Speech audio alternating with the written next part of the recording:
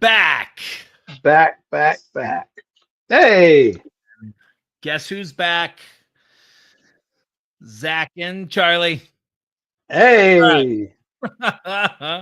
I am excited. I don't even know what we're working on other than a webinar or workshop for you, but we're going to figure that out. I'm going to share my screen. We're going to get a little bit of inception going on here. Let me bring this over here. Boom, goes the dynamite. Let's see. Let's ask Chris, what did we work on in this session and what are we supposed to work on next? Let's see how this does. This was a 3-hour chat last time. I'm not sure if Crisp is good at those longer ones or not. Let's see. So documented core teaching, develop webinar offer. Next steps, extract key documents from the session, system documentation, core teaching documentation, bonus documentation, webinar offer documentation. All right, cool. Well, I know what that means. Do you know what all those things mean? They're all part Nope, I'm trusting you.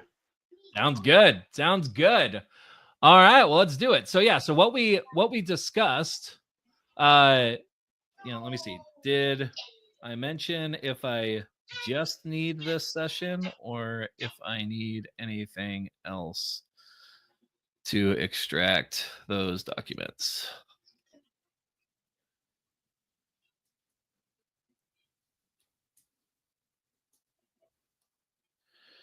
Previous session, teaching current detailed hook.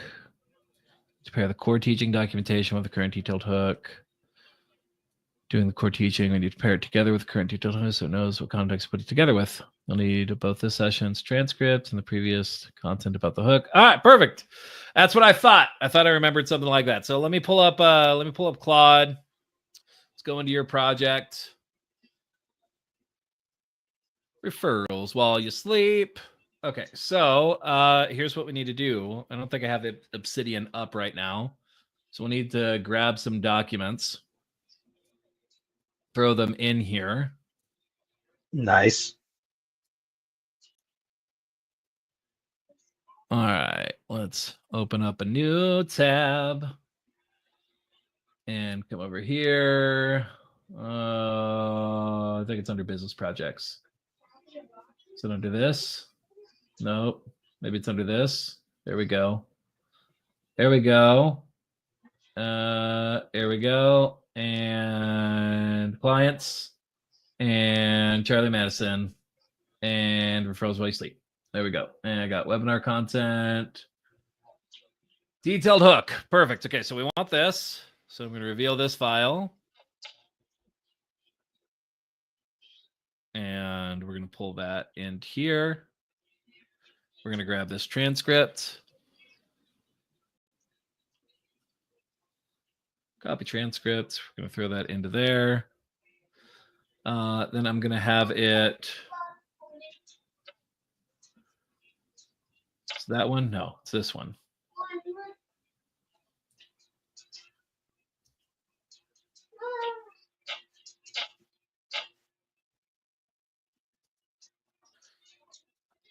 In Obsidian. Let's double check. Do you have access? It does. Perfect. I'm going to check something real quick. Did this get updated? Search, get, create. Big group. No, it didn't. Okay, no worries. That's not relevant to this. I was just curious while I was looking at it.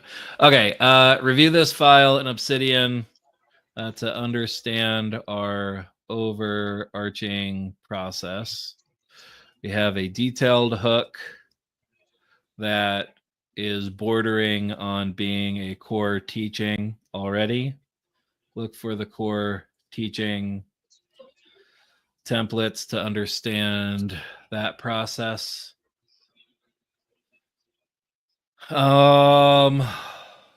Then extract out the core teaching. Yeah. And let's see. So I got that one. What else did? System, core teaching, bonus, webinar. Okay. We already got your who. let's do these.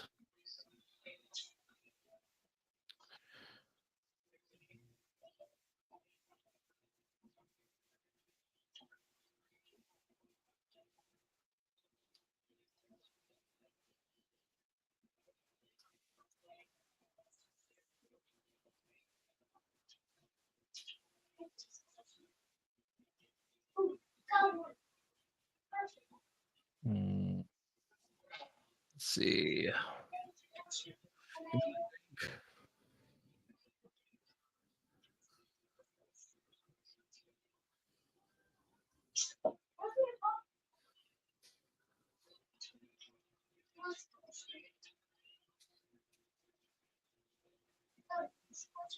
Other documents in a different thread.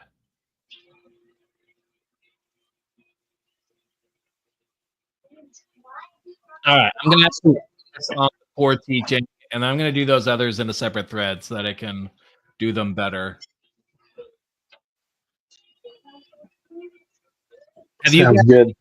have you guys has your family watched the K-pop Demon Hunters yet? We have not. Is it good? It was worthwhile. It's my kids have really liked it. I don't know as much if your family will like it or not.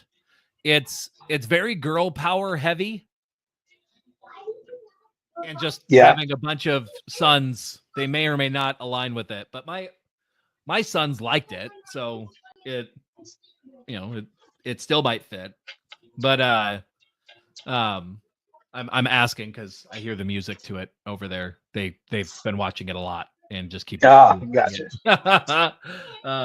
That's fun.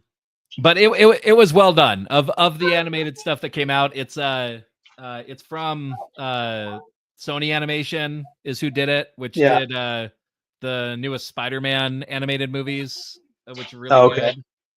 I don't know. Have you seen those? I have. Yep. Yeah, those were well done. Those were really well done. So anyway, it is well done. The storyline may or may not be something that your family would like, but it's worth checking out to see what you think. Yeah, we'll check it out. Always looking for some new animated to see. Indeed. I've personally been going through the Christopher Nolan collection. Inception, not with the kids, but just myself. Right. Memento. Watched Tenet again this weekend. Nice. I haven't seen Tenet. Is that one of the ones that you told me I should see? No. What it's was good. What was the one that you told me I should see? You got the 13th floor. Yeah, probably. I was remembering right. 13th floor. Yeah. Make sure it's fully fleshed out with context. Ideally, almost like a complete look at the teaching. Give enough context and details so that nothing is lost. Enough context and details that nothing is lost for the next person who reviews it to understand it. So I just want to make sure sometimes sometimes they go a little bit too high level. I want to make sure that this one is a fully fleshed out, well documented look at like what are we teaching. Gotcha.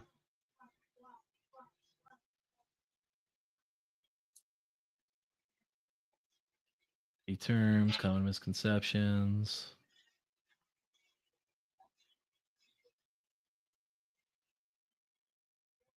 It's still going. It's still going.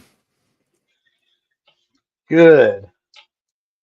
we did go grocery shopping this weekend, Yeah. and went into Claude, and I was like, "Hey, turn this into an app for me."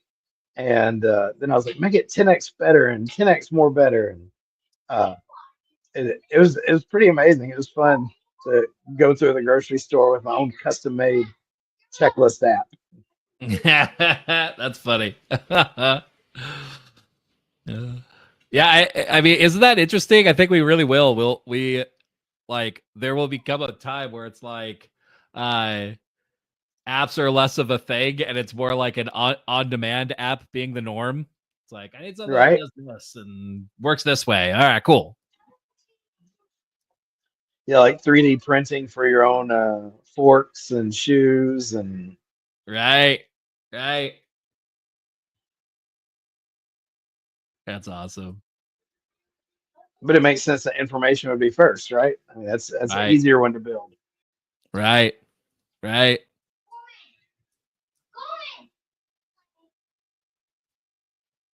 It's gonna take it a bit to go through and do all of that, but the core methodology, this documentation is all about everything that we went through. Like, what is this model? What's this approach? What are we doing?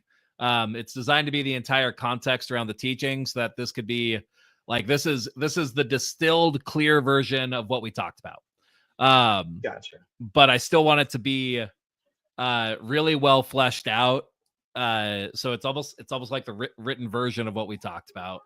Oh, So nice. that as we distill it into slides, it's not distilling from from the Cliff's Notes. It's distilling from like I don't know, less exhaustive than our conversation, but still covers the same concepts. It's idealized form. That makes sense. Perfect. Common mistakes: trying to make interviews too short, over rehearsing the interview, over explaining the entire system up front, getting gun shy after initial response. Resistance. Yup. Oh yeah, resistance. Thank you. Initial resistance. Yeah, That's it's good. No. interesting. I was talking about this with Tyler, Right. and he had a good point. He put in there defining the process. He was like, "All right, determine the number of people on your list, begin your outreach, track it, track the Right. number of positive and negative responses, see how many interviews you like, track the number of interviews scheduled, the number of interviews done." So Right. I've like never talked about that before, but I mean, it makes sense with them tracking their numbers. Yeah, that's kind of a cool way to do it. Yeah, I've tried that. Uh I find what's mattered more is instead of tracking it, which I'm never going to do, Right. trying to make sure that it's being done in a system where the tracking is default. Uh so like for me, I have to have my assistant do this, right? Where Right. we keep track of here's all the people we've reached out to, here's how we reached out to them, here's where they responded. uh did they like where did they move through through the funnel? Were they interested? Like that's the first positive, moving deeper in the funnel, right? Did we Right. actually get the interview booked? That's the next stage. What did the interview actually get held? That's the next stage. And then knowing that like there's always atrophy at every stage of that funnel, just different Right. variations, and you could improve different areas better. But like me sitting down and tracking it, it's not for me personally, it's not something I'm ever going to do. But it is useful. Like knowing that information is what made the difference. Where I was like, we ran an accidental split test of. I was just like, I want to reach out everywhere that we can in a fairly automatic way. So I did email and Facebook Messenger, and automatic. In this case, not automatic, but having a human do it without phone calls. Right. And yeah, I found that I was getting like for every 10 interviews I got booked, 9 out of the 10 came from Facebook Messenger. Oh, So like, so it wasn't even small differences. It was like pretty drastic difference. Anyway, but yeah, I mean, you're right. Having that information is really useful. This makes a difference on if people will actually track it. So like being able to make that actually do easy it. for them.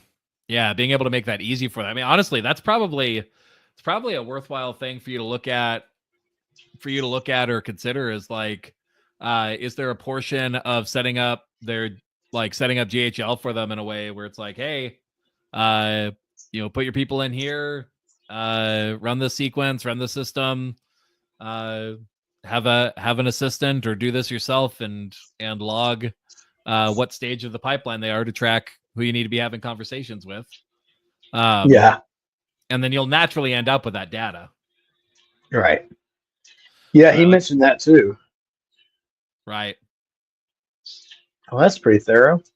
That is pretty thorough. Subject area definition, common misconceptions, cold calling, problems with status quo, market context, target audience for context, stage, perfect, who this is not for, wrong stage, wrong mindset, different needs, core methodology and framework, main approach, interview method.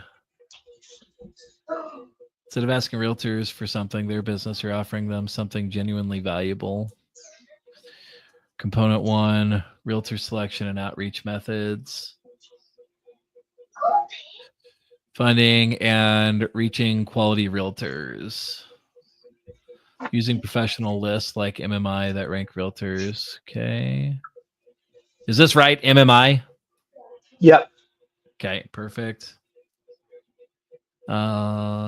Sourcing, look up top reviewed realtors in your area. 2, coolest realtor, sphere of influence, social media, invitation. Component 2, the 6-question interview framework. 6 core questions. How do you get into business? Experience, transfer, background, and skills. What did you do before you got into real estate? What did you learn from your past jobs? Do you have a client that just brings a smile to your face? Real estate's hard. Why do you still do it? At the end of the transaction, when it's done, what is something that you want somebody to say? What areas you serve? How could someone reach out to you? Nice. Are those the right 6 questions? Yeah. All right, perfect. Success indicators. When you know you're succeeding, eyes light up, passion, emergence, natural flow, emotional connection, story mode, surfboard concept, philosophy. You've got questions, and then you just follow where it goes. Like a surfboard, practical application, use 6 questions, launching points, but be ready to dive deeper when something interesting emerges. Follow-up principles, authenticity, interview opening and flow, techniques, drop into the middle. Quick direct opening, we're live. Thanks for being here. Okay. Psychology and positioning framework, expert positioning and authority building. Zero cost involvement. Why abundance-minded realtors embrace this. I don't know that I'd call it zero cost as much as maybe like low cost. Where do you see zero cost? Number 4, go up just a little bit higher. So zero cost involvement is for that first conversation. This is for the realtor. Okay, gotcha. Yeah. Gotcha. Yep. Yeah. Okay, these are all the benefits for the real estate agent. Is that right? Yeah, the idea of this first one is like how to make getting conversations with realtors easy. Gotcha. And so yeah, these are like, this is the value proposition around why doing that call is good for them. What does it do for them? Gotcha. That makes sense. No, they're not. They're full.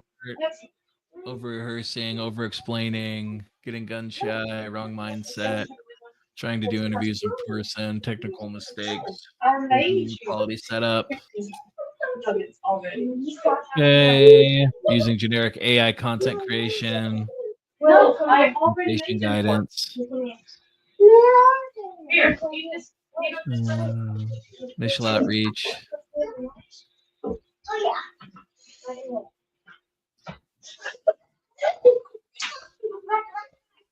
Authentic curiosity, outreach, time investment, ongoing. Okay. Scheduling. Advanced strategies, detailed objection handling, most common objections.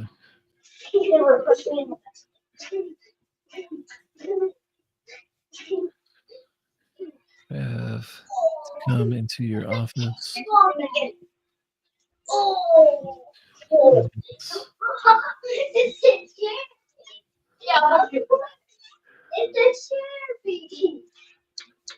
This is really good.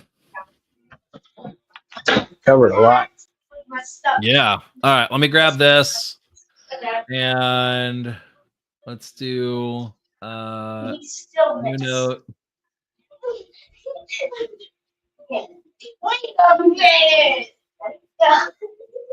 I am hearing background noise, just so you know. Gotcha.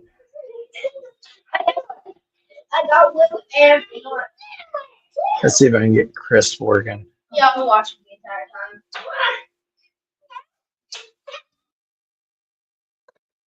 Can you still hear me? Yeah, I still hear you. Can you hear me? Yeah. Do you still hear the background noise? Nope. I think it's gone. Amazing. It's still there. You just can't hear it. Mm-hmm. Indeed. Okay, so we got the core teaching. Now what I'm gonna do. Now what I'm gonna do is I'm gonna take this same stuff. I think I'm gonna simplify. I'm gonna simplify some of what I did here. I'm gonna grab. I want this. I want this. Review this file. I do want that. We have the core teaching already done. Want you to just focus on the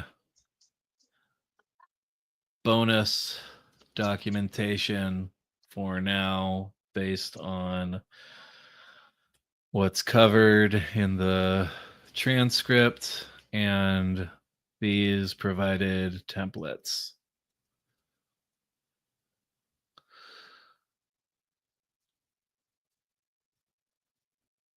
Here's the transcript, and let's pull up process, fusion, fellowship. There we go. I want to open that one and this one.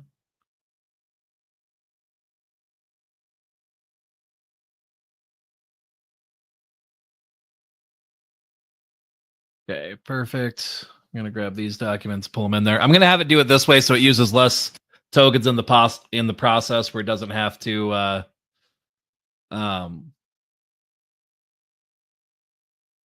do as much of this.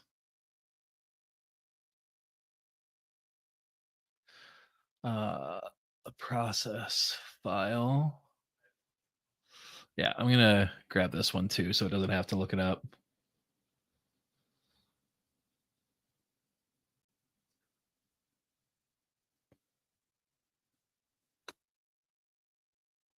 This is mainly a token optimization play.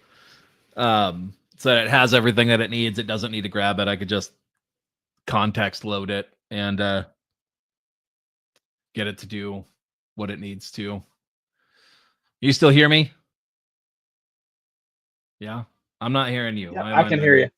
Okay, perfect. The kids were loud. I was muted. No worries. No worries.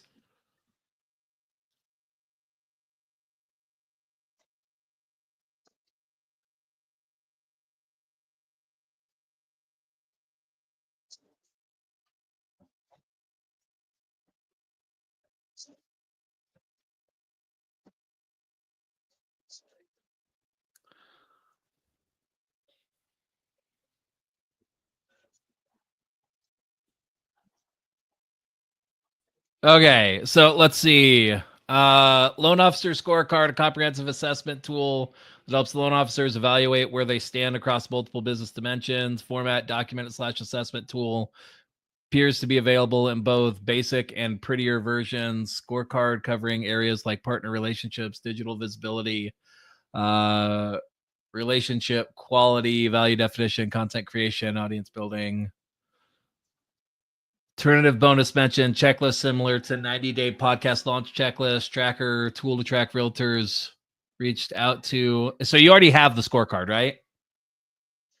Yeah, I've got a scorecard. Yeah. For the loan officers? Yeah.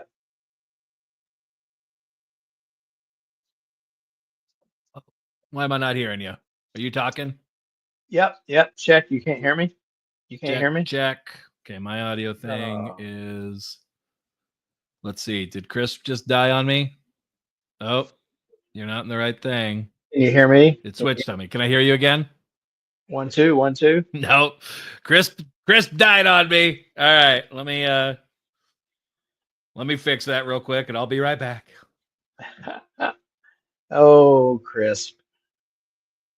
You work great when you work. Let's see if I can sing a song. He's still here. Oh, what's he doing? Pushing buttons. I can still see you.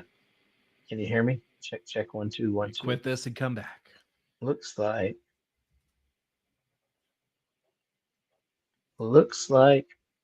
8 is the magic number.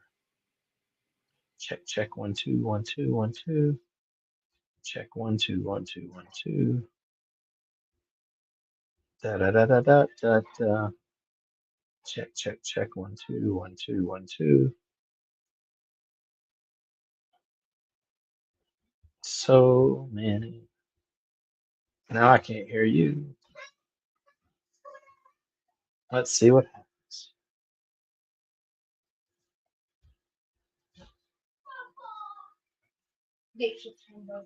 There we go. I hear you again. Hey, look at that. We did it. I need to select the right microphone, though. I do hear you.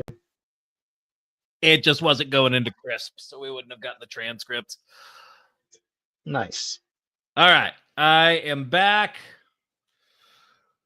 What were we doing? What happened before this? Good question. Who knows?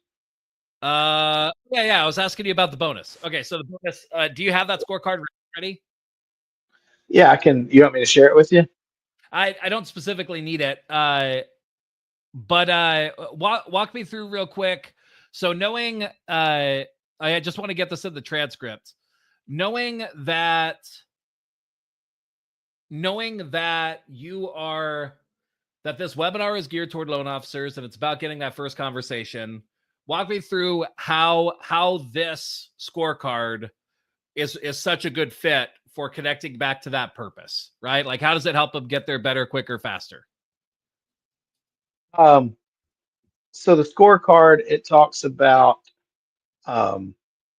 it takes them from the idea of, like working with anybody and everybody to working with, a select few of realtors really closely. It goes from, having 0 some months to having, 8+ loans a month consistently. It talks about, so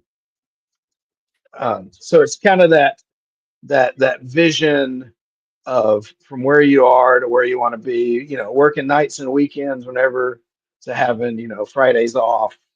And so that's part of it's just the vision, because what I realized is a lot of loan officers like can't even imagine. Right. Do you have like, depending on your score or depending on whatever, do you have like outcomes or like where they should focus or anything like that? Does that make sense? That does. I don't have that. I probably should. So what I'm trying to think through is how we position the bonus in light of the webinar, right? So They're getting on this workshop in order to know how to have easy conversations with clients. So when we or with realtors. So when we give this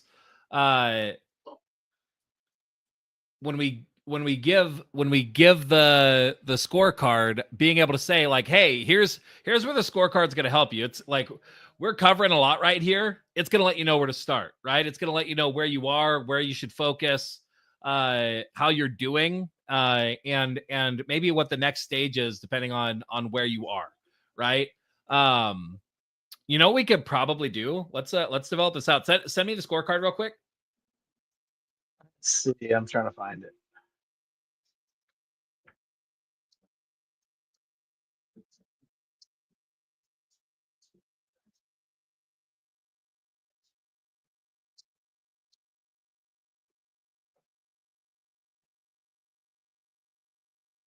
It might take a minute.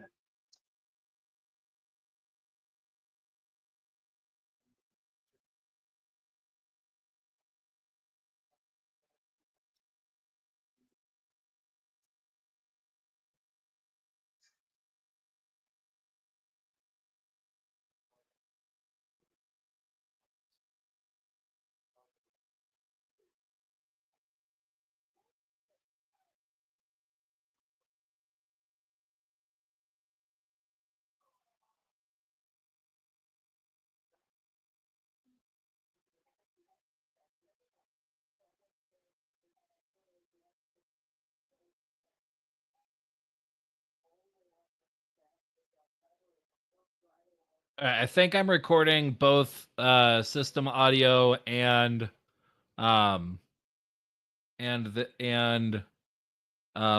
right now, and my mic. Hopefully I am, because I'm getting that so we can get a transcript for something. Once it's one downside of still doing this in StreamYard is I need a better option for getting a live transcription while we're working. Yeah. But All right, I perfect. sent you in WhatsApp. Hey, I'll be right back. All right, cool. Level 1, level 2. Okay, perfect.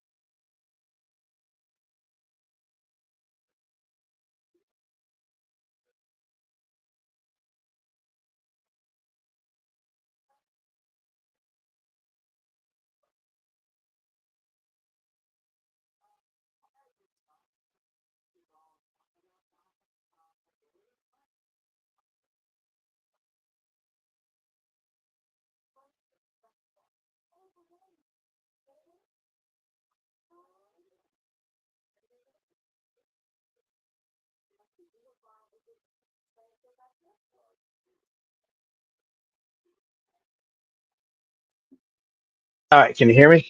Yep, I hear you. Okay, so walk me through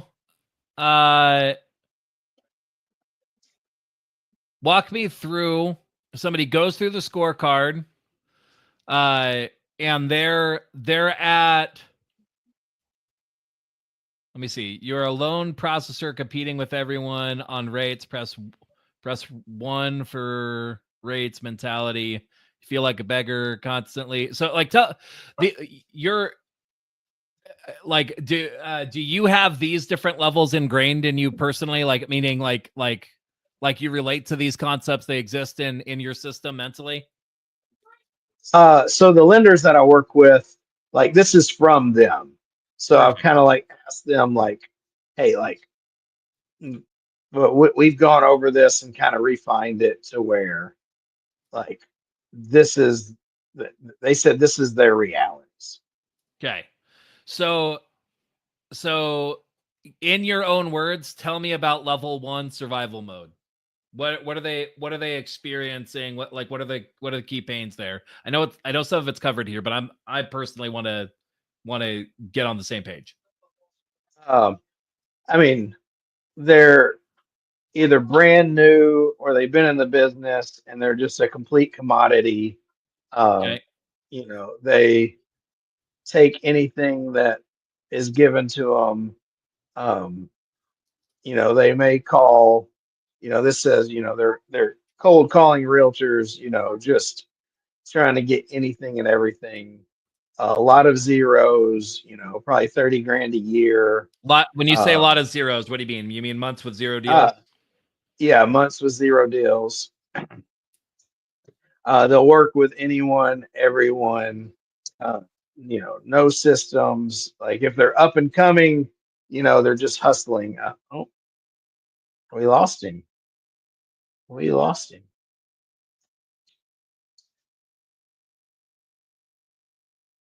Check, check, check. 1, 2.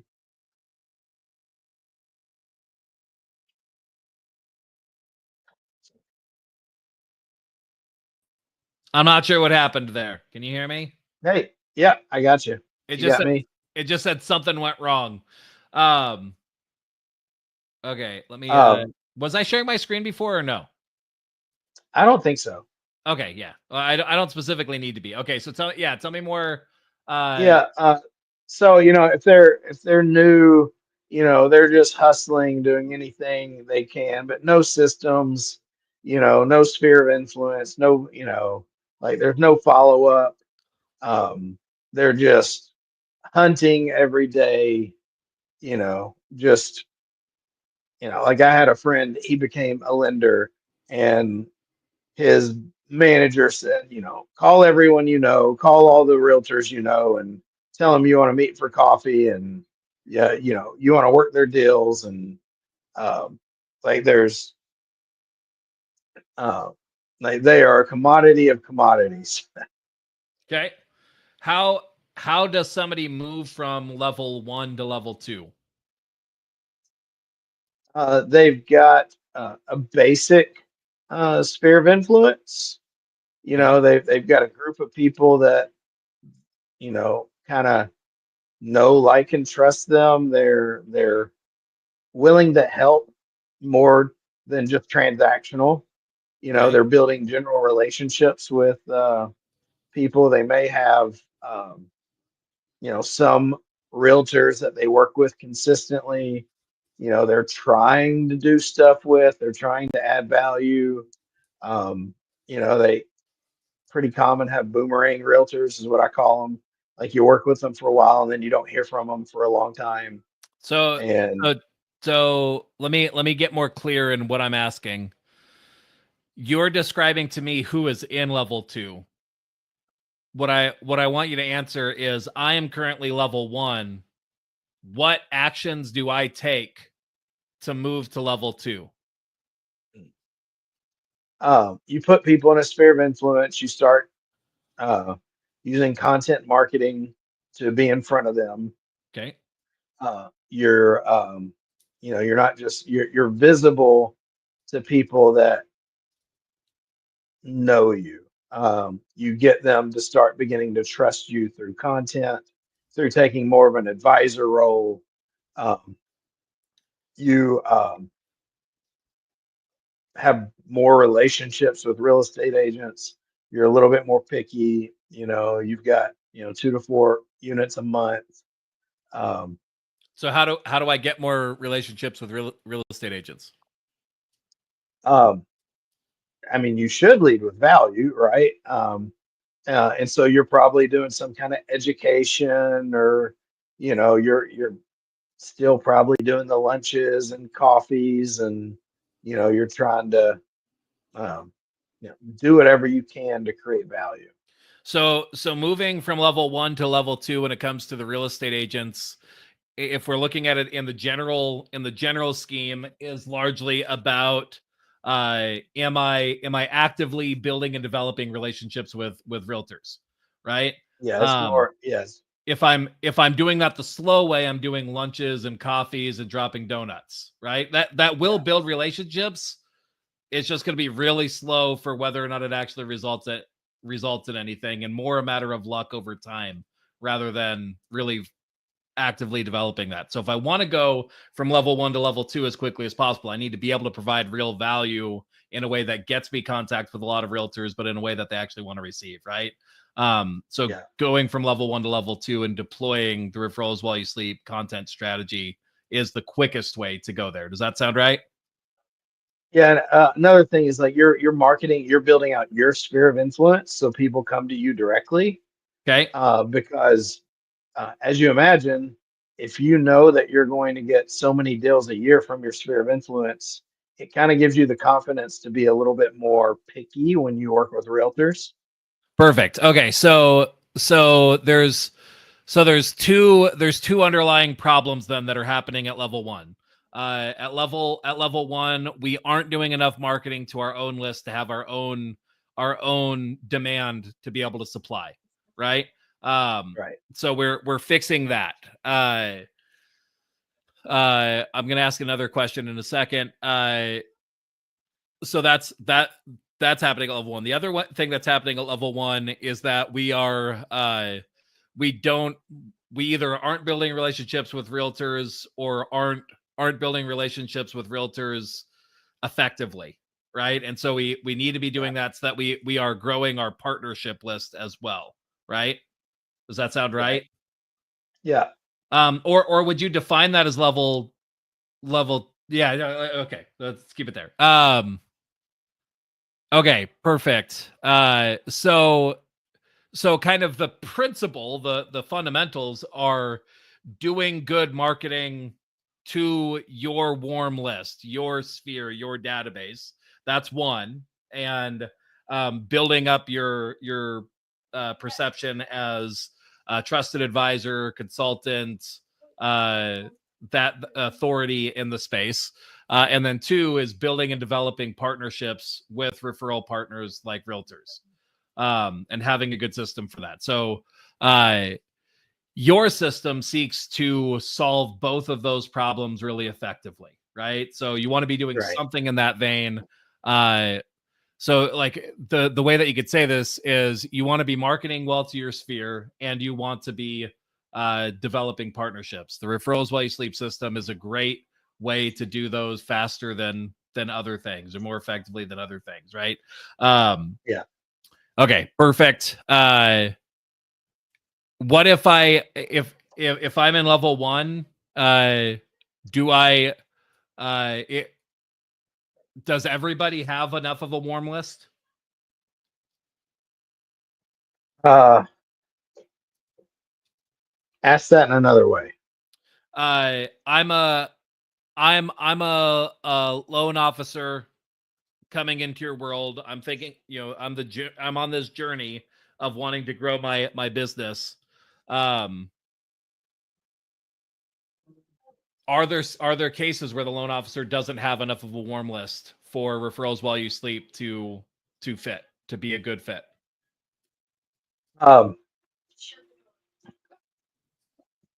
Not for a loan officer, because I think the other part of this, as you move up the ladder, is you're providing value in ways beyond the transaction.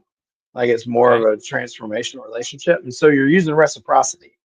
So for a loan officer, like, you really don't have to know anybody. You can lead with reciprocity from the get-go. Okay, so then the partnership portion is really the primary focus, because are those the people that start to become on your warm list? Sorry, I'm not understanding. So I know how referrals while you sleep works, right? So I'm thinking through what you're prescribing to people, right? I'm trying to envision if we're not assuming. So look at it this way. You have explored the universe and found the depths of truth underlying things. And so you've built referrals while you sleep around the truth that you've discovered. Okay. Right. So something like this scorecard, I'm mentally thinking about it from the standpoint of here's the truth that I've discovered that everybody could relate to. And obviously, referrals while you sleep is such a good fit to help you go from level 1 to level 4. And here's the stage of this process and where and what you should focus on depending on where you are. So the earliest stages in this, I'm a brand new loan officer. I just say like imagine me, okay? I literally just got started, right? Like I don't is like I just got licensed. I don't know what's the process for becoming a loan officer. I'm not sure what that looks like. I just got started. I don't know anything. If I found you on day one, what are the things that I do today to start my business off right? Does that make sense? Yeah. So the two insights, the two things that you need to do is one, become the trusted authority and top of mind to your sphere of influence. Okay. Who's in my sphere of influence? Everyone that you know that passes the grocery store test. Okay. So I need to know people then. Yes. Okay. How often have you ever come across a loan officer that doesn't know enough people for this to be worthwhile? Does that make sense? Somebody.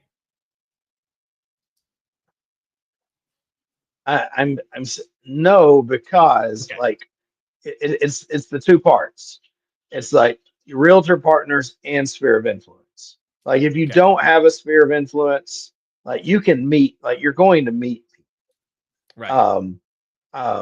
The only time it wouldn't work is if you don't know anybody that trusts you and you don't want to meet anybody and you don't want to pursue realtors. Yeah. Does that make sense? I think so. I think like with real estate agents, there's this thing where like it's really all farming for real estate agents. So you got to know a certain amount of people. right. Whereas with lenders, there is this thing of hunting in a way. Like Right. long as there's real estate agents that you can pursue as a realtor partner, this works for you. Okay. So you don't have to have a warm list. So that's kind of what I'm getting to is I think the primary driver is the here's how you go on the hunt. The marketing to your warm list for the loan officer is more here's how you make sure that that's maximized. Does that make sense?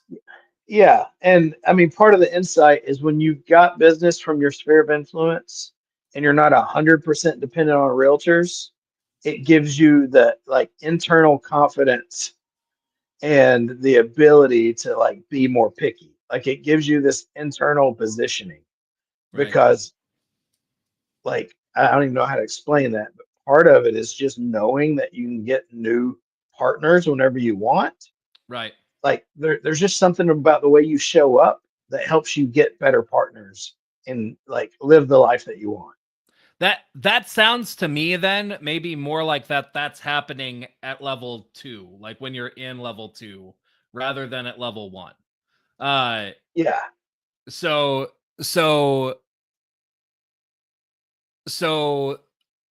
in terms of sequence, I start by forging partnerships, making sure I'm marketing to whoever is in my warm list right now, even if it's nobody, right? Like even if I don't know anybody, I'm just getting started in this world.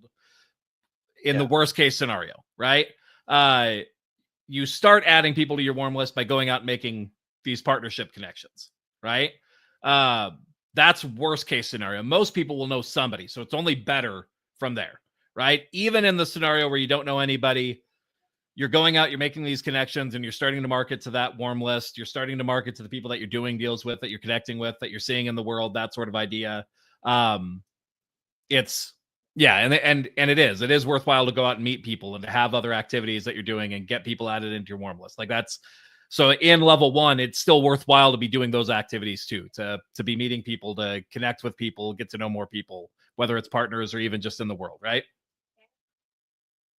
Yes, it's worthwhile to do that. I Okay. mean, I would think like level 1 though, like they're beginners. Like they're reaching out to people, but they got no systems, no follow up, no sales process. Like level 1, like it's a terrible place to be. Yeah. So here's the point though. So what you're describing here on level 1 to level 4, you want to, like, if you're going to call out and say, hey, here's the different levels, based on this assessment, here's where you are, here's where you should focus next, right? Like you should be doing this. This is the most important thing for you to be focusing on right now. If Right. And I don't know, maybe like, I don't know how to describe this. Part of what I'm getting at here is like, there's a certain authenticity that comes through when the answer is based on your results, this is what you should do. Right? Does that make sense? And when you don't have that, when it's like based on your results, everybody should do the same thing. Well, it's like, why did I even go through this? Right? Like, why did I go through this scorecard? Like, if it's going to be the same regardless, like I don't need a scorecard. You're just telling me this is what I should be doing, right? Right. And so like this sort of level assessment, there's sort of a subconscious, I think, expectation of like, okay, I'm a beginner, so what do I focus on as a beginner? It's like I'm making my early relationships, or I'm establishing like maybe I'm trying to determine so like as for instance, I know part of what your system lets people do is the realtor filter, right? Like you are working with enough people to start to get choosy at who gets your time. So maybe in these early stages, part of what they're doing is they have a rough idea of who they like to work with. They start working with enough people, and what their goal in this process is to get clear on who they work with best, who they get the best results with, who they can really serve at a high level, right? And so what they should be focusing on is getting clear on that. Like, does that make sense? I'm making this up, but like, Yeah. But do you get what I mean in terms of like how you can give somebody that perception of logically progressing? Yeah. Yeah, that makes sense. So part of it is, I haven't worked with these people. Right. Like that's, looking at it, here's the truth. Like I would just tell them, like, you probably need to find a good mentor, like by referral only or ninja selling, Right. or, Carl White. Like you need to find someone that like coaches loan officers to get to 100K. Like I'm not a loan officer. If you don't know how to deliver the goods, I don't know how you get here. Right. Yeah. So, and that's, so just starting out then, what are the things that they need to have established to be maybe at level 2? So they need to be a professional, right? They need to have done enough deals.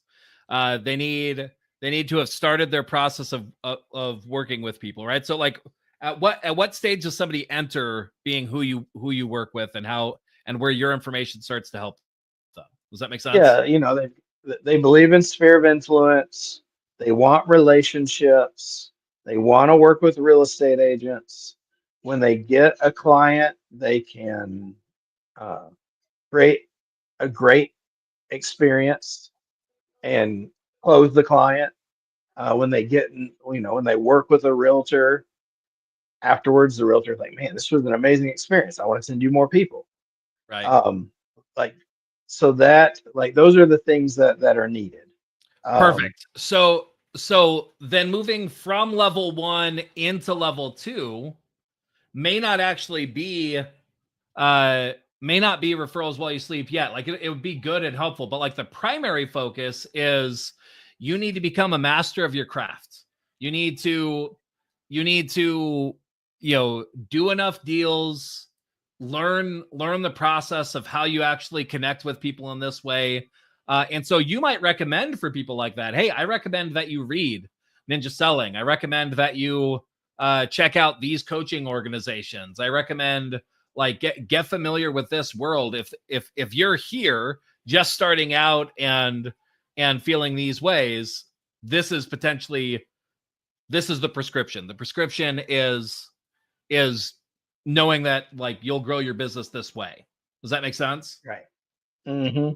And so then you get to level, and again, I might be off in terms of the specifics here, but see if this framework makes sense to you for how we could like give people the prescription. Because the other thing that you could do with this too in terms of scorecard, see if your assessments come out right, where you're like, you almost want the scorecard to tell people, I'm not a fit to reach out to Charlie yet. Right. But I do know what I need to do in order to become a fit. Right. Does that make sense? Yeah. Or like, and similarly, like you might knowing this overall process of what you're like what you're building out, what you need people to believe. You might start putting together mini versions or mini courses around that too, like the stuff that's like, that they not only believe in the power of reciprocity and marketing to their sphere, but like you might have information that you're either teaching them or directing them where to go to learn it. Does that make sense? Yeah. It's not where you'd start. At least I don't think so. But like as you develop out to be able to have more of the funnel be something that you control, it could be. It could be that you're marketing to those early stages, and then as people graduate, you're like, okay, you're ready for this stage. It may not be, referrals while you sleep may not be the offer that's put in front of them at the early stages. But right. Anyway, okay. Yeah, that could almost be part of the thing about this is like this was not built to serve that person. Right. Like, there's a lot of coaching companies that are built to help someone get from 0 to 100K. And then, like you just grind. This whole system was built backwards for you're already successful and you want to grow without sacrificing your health and wealth and relationships. Right.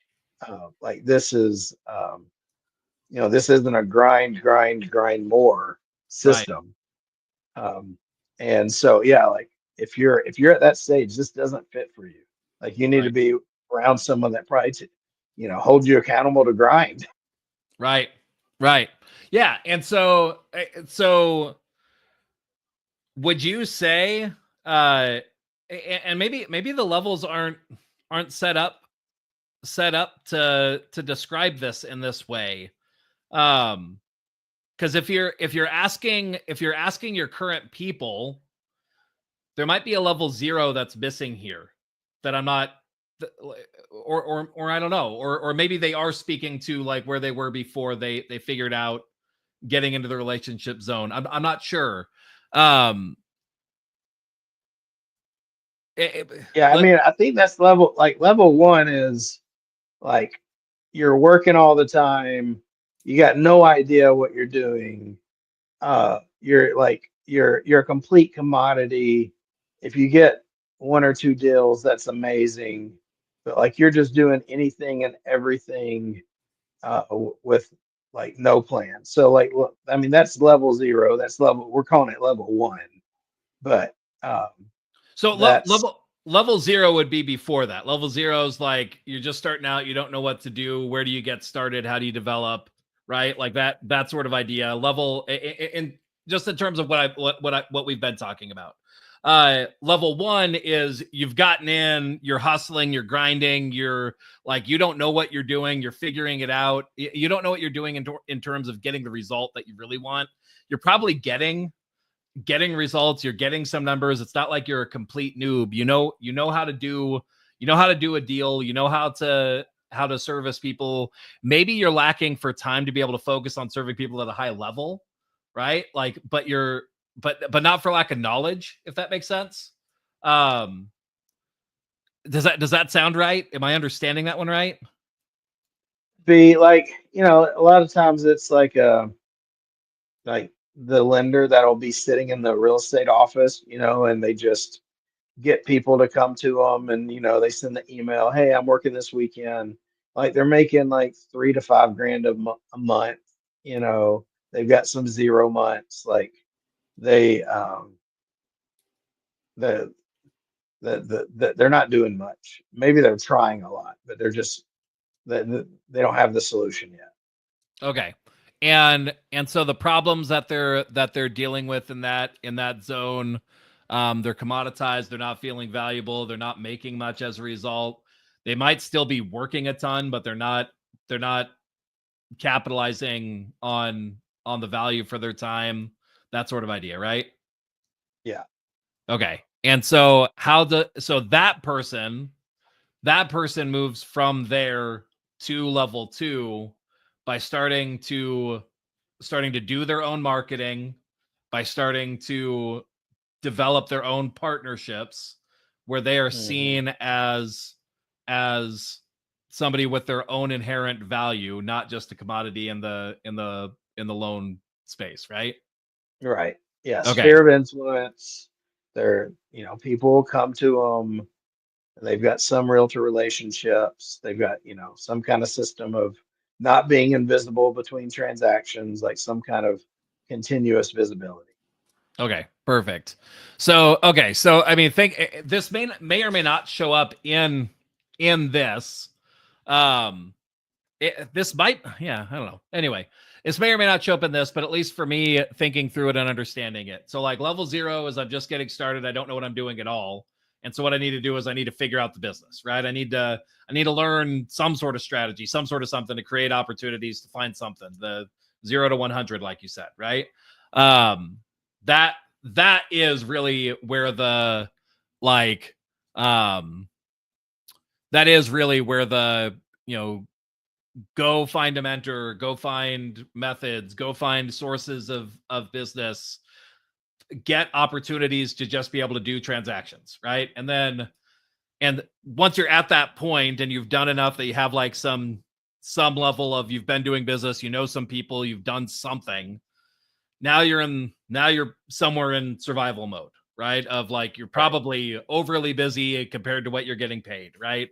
And so in this zone, now we're like, okay, how do we correct this? Where we correct just busy into actually being effective in toward your end goals. And that's where we're doing sphere of influence marketing and developing those partnerships so that we're not a commodity anymore. Okay. Now we're starting to develop those out. Tell me, how do we define level 2?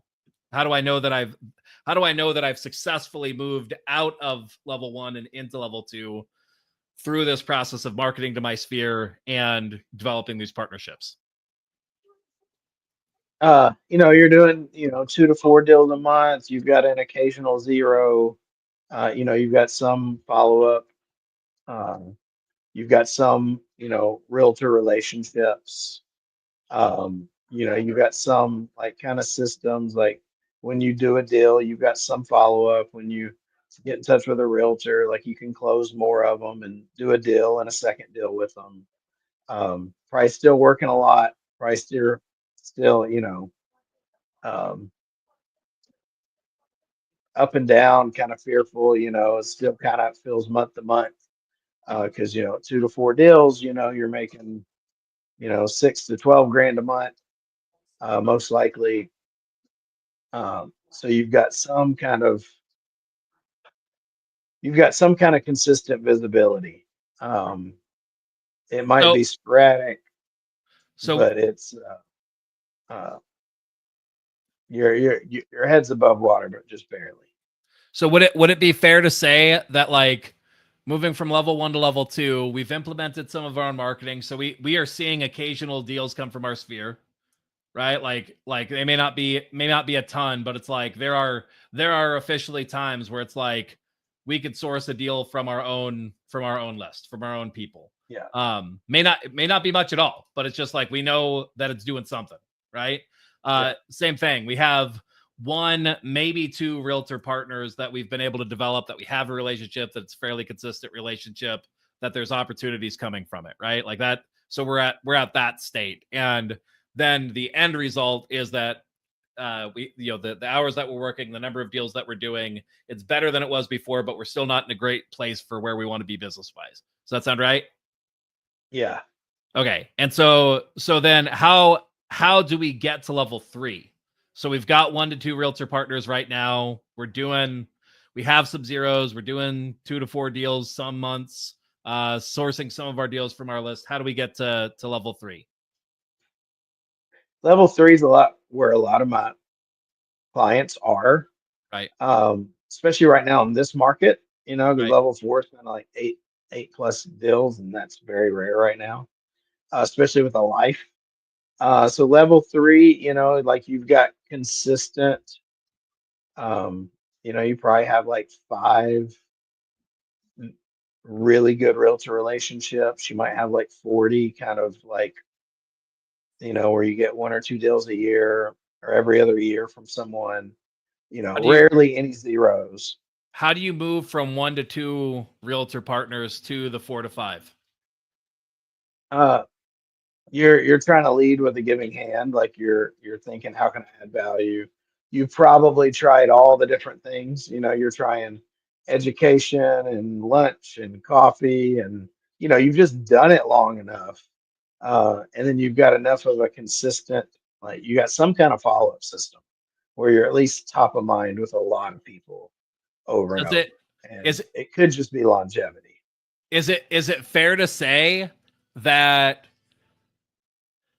getting to the 4 to 5 using the old methods takes decades, because of how much it takes doing donuts and lunch and building relationships that way, how long the relationship building process takes that way, compared to if you want to get to level 3 quickly, using referrals while you sleep, and this process of building relationships this way, those can be forged, I don't know, maybe a year or two.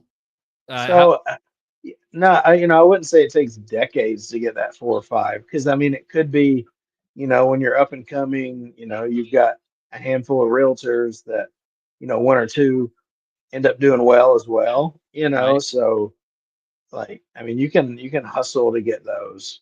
Uh but I mean, like it can be done much faster when you've got content leverage, Right. and when you've got like something where you can really, I mean, like if you cold call 100 realtors a week for the next 2 or 3 years, like it works, right? Right. Like, if you spend 20 to 30 hours a week prospecting and running events, and, you hire a caller to call them, and like if you do all that, you're working 68 hours a week, like that works. You're going to be exhausted, but you're going to have business.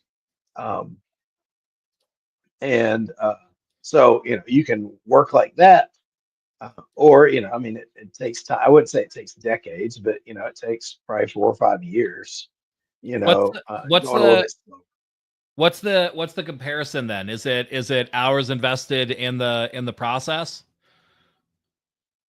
Yeah.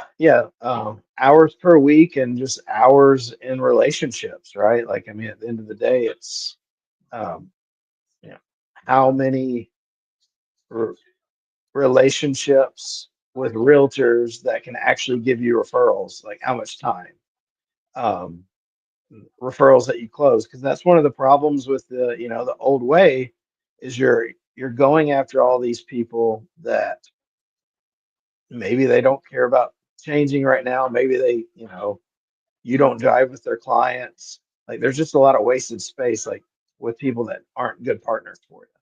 Right. So like a KPI that's potentially useful then is maybe the hours per relationship, and also the hours per closings or per closing, right? Yeah. So when you compare the lunch and learns and coffee and donuts and lunches and that and sitting in open houses, when you compare the hours to both relationships and closings, the hours on that, this might be worth doing math for at some point, by the way, of sitting down and thinking through what would you estimate? Like if I'm doing 60 hours a week, how many deals are people actually sourcing from this? Like it's not zero, but Right. it's a lot of hours compared to the deals, versus when you're running referrals while you sleep as a method, the hours per relationship goes down drastically, right? Right. Because if I'm going to get in relationship with somebody using the donuts and all of that, I've got to waste a lot of hours sorting through the people where there's some serendipitous thing that creates the opportunity for an actual relationship, right? The 60 hours Yeah. a week dialing and to find the one that I might actually connect with, that is willing to spend the time with me, just because there are aspects of it that are out of your control, right? Like, Right. anyway, okay, so that makes sense. So the key difference between moving from level 2 to level 3 is really the number of people that you're in relationship with, right? In level 3, you've got systems that work consistently without you. Okay. So you might have an assistant, you might have like some automated stuff that's effective, Like what? Automated stuff that's effective. What do you mean? I mean, like referrals while you sleep, where you've Okay. got like you've got like a print newsletter that's sent out that doesn't take a lot of time, or it's like leveraged. A lot of people at this point, they've got some kind of assistance, whether it's a loan officer assistant or um, someone where like stuff can happen consistently without you doing it all. Right. That makes sense. And how many partners are we looking at level 3? A lot of times you're like at like 5 to 10. You probably still have like 40 um, that you could talk to. You probably know. I mean, at this time, you probably know or are known by 100+ realtors, because by this time you've Right. met a lot of people. On your scorecard, by the way, something that might be Yeah. useful for clarity on the realtor relationships, the time freedom and lifestyle is really good in that it shows the numbers progressively going down. I think on the realtor relationships, it would be good to have numbers going up that refer to the thing that we want. So like under the realtor relationships, there's 0 reliable realtor relationships. Under level 2, 1 to 2 reliable realtor relationships. Under level 3, you mentioned what, 5 to 10? Right. Does that make sense? Yeah, that makes sense. And you might also quantify like, total number of realtors that know you. So like you could see like this is a subset of this. That might be useful in there just for clarity. Like say the same stuff, but that way the metrics sort of people can see the logical flow. I like that. Okay, so what I hear you saying about how you go from level 2 to level 3 is automation and help. So you have better leverage to get there. It's most often not going to be forged off the back of the grind. It's going to be forged off of getting more intelligent with how you're doing this process, right? Yeah. Is that the key differentiator? So if I'm at level 2 and I'm like, how do I get to level 3? I was like, all right, well, here's what you got to focus on. You got to focus on these aspects that are working, but you got to do them more efficiently, right? Yeah. Does that sound right? Yeah. Okay. And then so I'm at level 3 then, and I've got my 5 to 10 powerful realtor partners. What are the problems that are still present at level 3? What are, like, Or another way to look at it is, what are the bigger dreams that I'm shooting toward that I still haven't reached, that I have to unlock a new plane of belief, or a new level of skill or whatever, in order to get to that next level? Like, what are the next things that I want to achieve that I haven't achieved yet, and what do I need to change to get there? they I'm thinking about Mark and Jerry and Paul, that, and I don't have many people that are at the level 4. Right. Mark is kind of like halfway there, so like he's able to take Fridays off, and like he has made the decision to make less money than work more. Like he's okay with that. Right. I think, and part of that, I mean, I don't know if this is a cop out. I don't think it is. I mean, part of it really is market based. Right. Like, I mean, like in a good market, you're gonna have a lot more people doing eight units or more a month. During the refi boom, you were having people doing 20 a month. Right now, if you're doing 8 a month, like you're top percent. Right. And I think the main thing is like you've got a reproducible system that's just not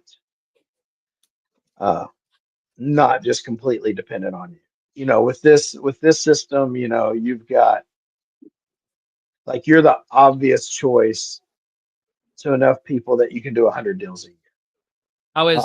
How is that different in terms of what they've been doing to be at level 3? It's mainly like that they've got this locked in, and they're doing this with more realtors. They can replace realtors whenever they need. Like there's just this, like, they can really say, all right, this is how much money I want. This is how much I'm willing to work, and like that they can really decide decide what they want.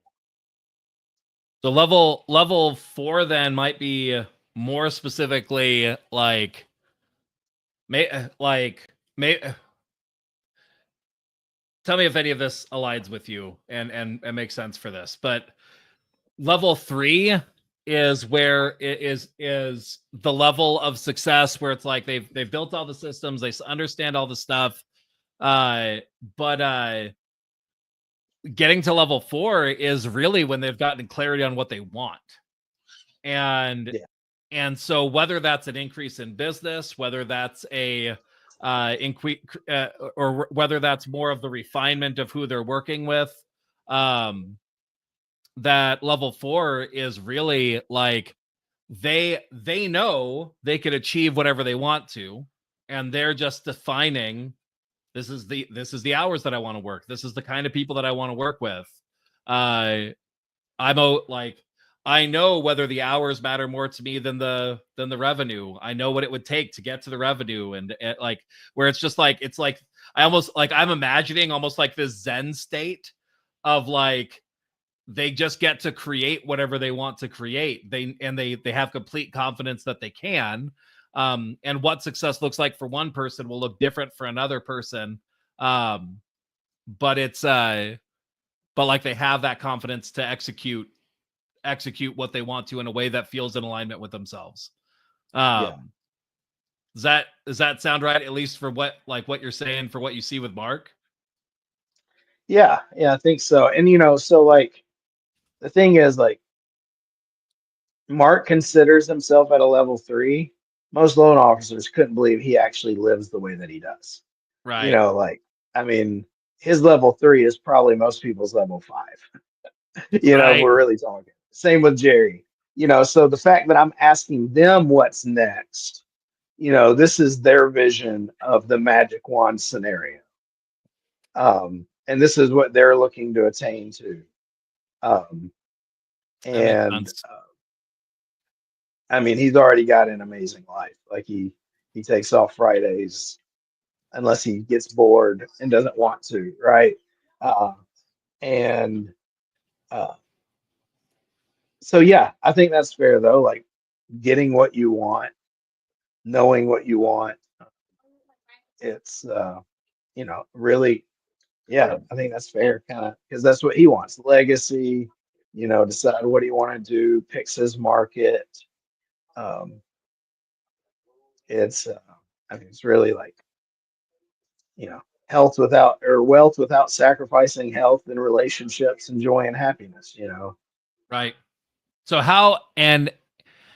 so what is the work that somebody does at level 3 to get to that point where they have that clarity, they have that they know what to do? What does that look like? Is it mostly introspection? Is it walk me through it. If that's the idea of reaching that state where it's like, you know what you want to achieve, you know what you want to do, and it's just happening. What does somebody who is at level 3 need to do to get there? You're masterful at marketing to your sphere of influence. You're masterful at developing realtor relationships. You know how to do it. You've got one or two really great people on your team that can handle, you know, 60 to 90% of the loans so Okay, that you so can. if you don't have that, then you've got to develop that person, right? Where you're finding Mhm. somebody on your team who can do the loans. Okay. Yeah.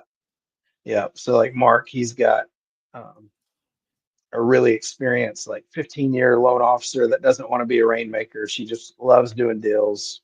She does 50% of the work. And then he's got a processor that does like another 40%. So like, I mean, he's literally doing 10%, Right. which means he can, you know, as he says, he works 2 hours a day that feels like work, and the rest he's, you know, dreaming up scenarios and ideas and plans, coaching his kids' ball game. You know, he finished his book, handwritten, not with AI, you know, as he Wow. says. Well, not really handwritten, but like, you know, human typed, not Right. no AI. And uh, like there's just this confidence knowing like I can get more business whenever I need. You know, Right. like I don't have to take any bad business. I've got a system that I can turn up the knob whenever I need, um, without sacrificing. Right. Yeah. So I mean, so a lot of that is really, so there's refinement on there's refinement around being able to step away from a lot of the day-to-day work, like being able to do that. So that requires team and systems. Yeah. uh there's knowing the system so well that you know what it takes to get the results that you want. And then the other thing is to know what you want enough to know if you're on track or off track from where you're wanting to be, right? And so there's Right. like getting clear on that. So um okay, so tell me if this feels right, because the idea to me would be like, if somebody here's why I'm asking all of this. If we're going to present this scorecard as the bonus for the webinar, what I want to be able to do is I want to be able to say, hey, you got here to learn how to make easy conversations. Here's how this scorecard is going to help you.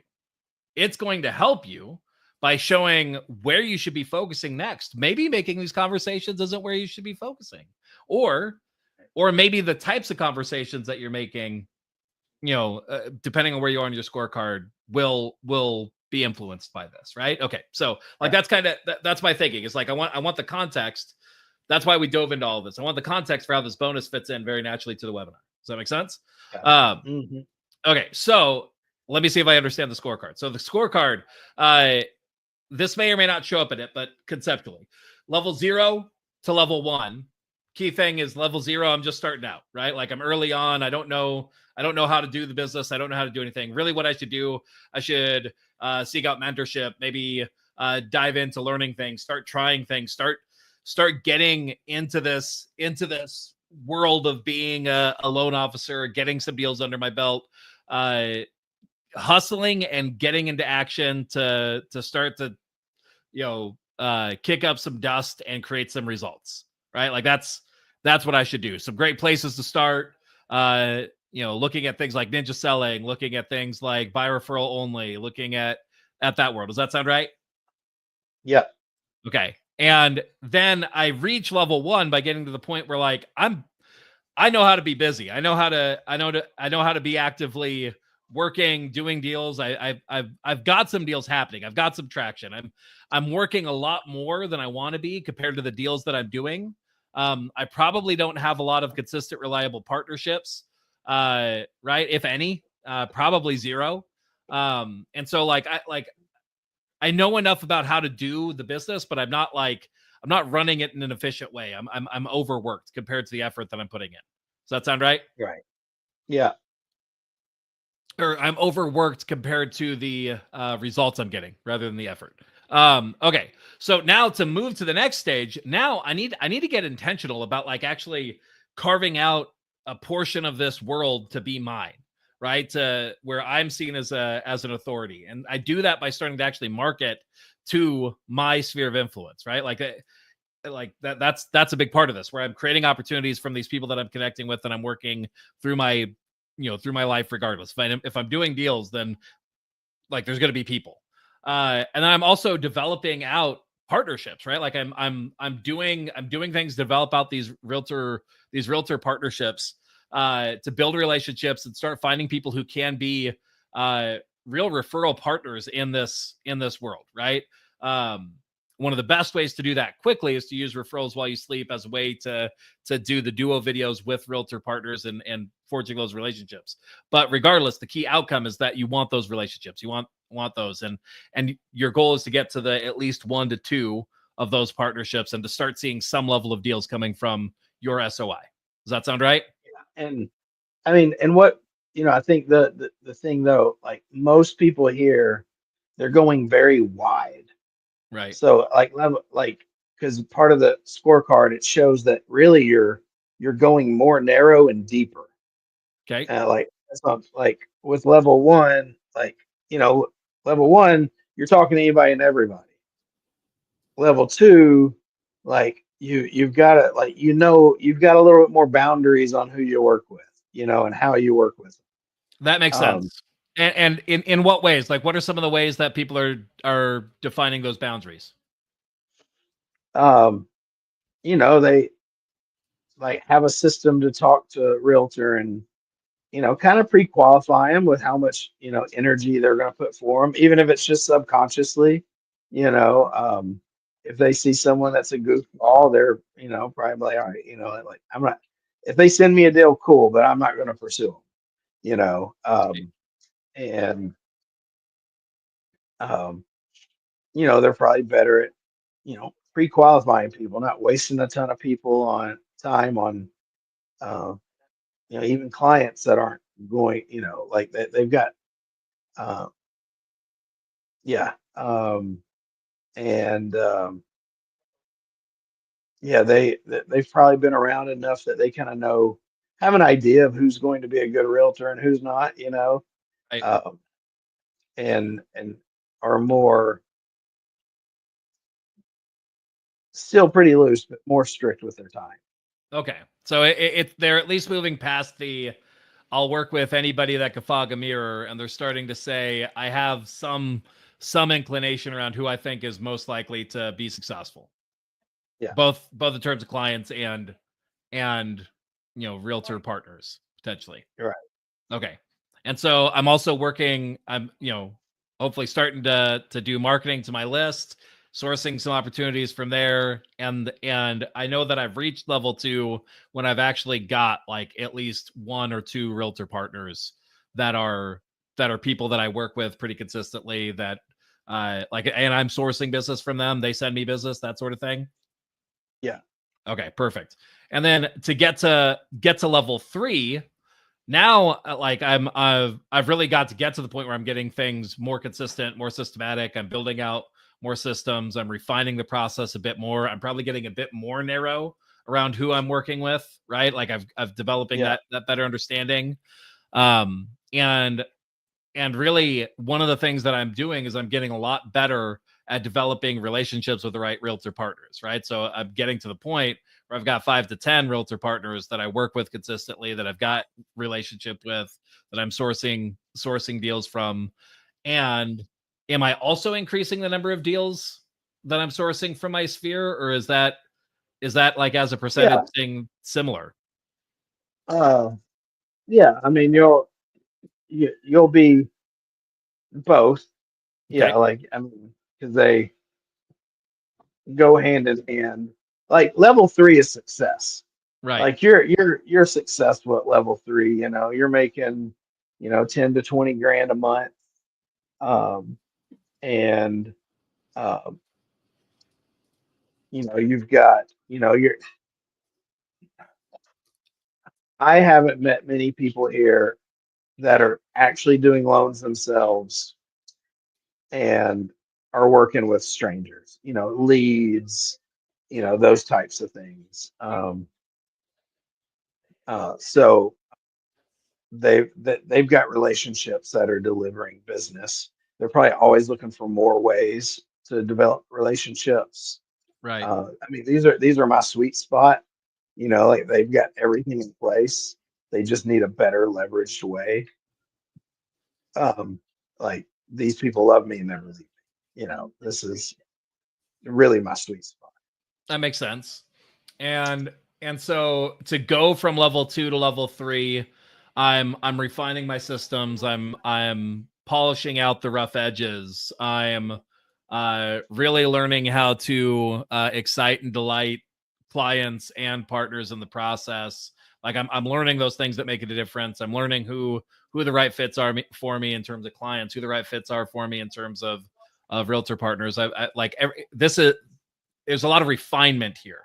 The work is in looking where are the bottlenecks, where are the rough edges, where are the hard spots, and how do I refine them further, right? Right. There's also still like the other practical work in this is probably still a lot of conversations with people, a lot of testing relationships to see who you align and who you jive well with, and like thinking about that, right? Like thinking about who do I enjoy spending my time with? Who am I working with? And doubling down on that knowledge, right? Yeah. Okay. Yeah, and they usually have enough relationships that they just have real boomerang realtors come in and out, right? Like they'll send them a couple deals, they'll move out. They'll send them a couple deals, move out. They're probably in some kind of coaching here. They probably hit 10 deals a month a few times. Maybe it's not sustainable because it was like this real, a ton of work with, a lot of uh, uh, low quality, leads or clients along with referrals. Right. Um, this is the part where, I think one of the reasons my clients are in this range, when they hear leads or liabilities, what you want as compliant clients are like, that explains why I'm exhausted when I try to grow. Like, how can I grow without sacrificing my life? Because all the other ways are, you're working 60 hours a week trying to pursue partnerships, or 60 hours a week working with leads. Like, how can I expand with, I mean, they don't know this, but with positioning. So interesting. So some of the people in level 3 haven't been like, are they marketing to their sphere necessarily? Yeah. I don't know of any that aren't. Okay. So really like the big thing, so that's interesting. So really part of what you're helping people do then is move from 3 to 4, where they can grow on their terms. They could grow without being exhausted. They can define the things that they want. and really have the business of their dreams instead of maybe the income of their dreams, but the workload of their nightmares. Right. So that makes sense. So you're helping them to refine this process where it's like, how can you have your cake and eat it too? Where you get to have the results with a workload. That makes sense. So but having the partnerships is going to be there. They're going to have the partnerships. If they haven't refined exactly who they're working with, then they might be working. Yeah, I think one of the hardest parts about this is like they'll have a realtor partner and maybe they'll work together for 6 months, maybe 2 or 3 years, and then just vanish, or like a deal will go sideways, or you just don't hear from them for a while. It's kind of weird. Like, how do you, like, that's really common. Um, and so you just, you kind of cycle through and be like, yeah, we used to do a lot of business together, but we hadn't in the last couple of years. I don't know why. You're still looking for new realtor partners, but you don't have a system that's like consistent without just a ton of hours, right? Right. Because I mean, like it's a relationship game. How do you, um, and so like it feels like the ceiling of complexity. They're just like bumping up and like, how do I grow without sacrificing my health and dignity? Like, how can I grow with positioning? We're not allowed to give gifts. So many people want leads, but leads aren't helping anybody. Right. So that's usually where they are. Yeah, that makes sense. And so then to break through into the next level, they need a few things. So, by the way, at level 3, they're also they will typically have the help at that point, right? Like they're going to start being at the point where they've got So really the key thing that's holding it back that I'm hearing from you then is like having that clarity of how do you have a system that that you could confidently bring in as many realtor partners as you can handle, right? Like that and so knowing that and so really getting to that level 4 is having clarity on that where you're just confident, man, if somebody boomerangs out, I know I've got 3, 4, 5 people lined up right after them. And I also know that I've got a system that'll bring that boomerang person back. Right. So you simultaneously, you're not worried about the person boomeranging away, not because it won't happen, but because it's the nature of it sometimes. You already have lined up an easy access to who you could fill that spot on your bench, or pull from the bench to fill that spot on your team. You've already got that bench pretty deep, ready to go, but also that you've got a system that's going to bring that person back, right with how that's working, right? Yeah. And you may just have the ability to have less boomerang. Like part of level 4 is you don't lie awake at night and be like, I wonder if some other LO is going to be hungrier and still.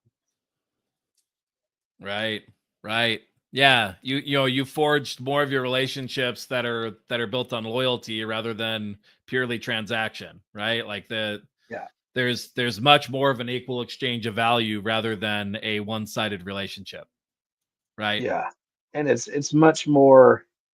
I mean, you're truly helping your partners grow and get where they want to be, right? Like you're really a partner. Um, and I think one of the issues, the reason that I say the numbers go down, is a lot of lenders don't like the fact that they're treated as commodity, but yet all their coaching companies are telling them to treat realtors like commodities.